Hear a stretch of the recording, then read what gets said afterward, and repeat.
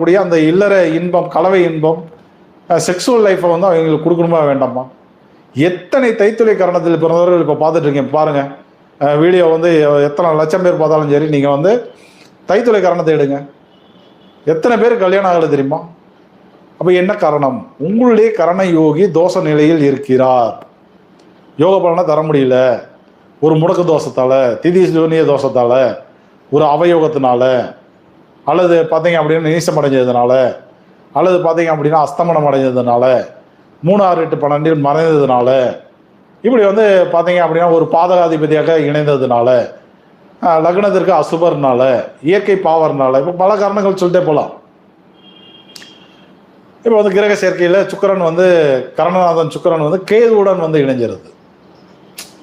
பார்த்தீங்க அப்படின்னா தன்னுடைய மெயின் காரகத்தில் கலஸ்தர் காரகனுடைய காரகம் அப்படி கல்யாணம் ஆயிடுச்சு. ஆனால் வந்து எங்கள்கிட்ட அந்யோன்யமே கிடையாது.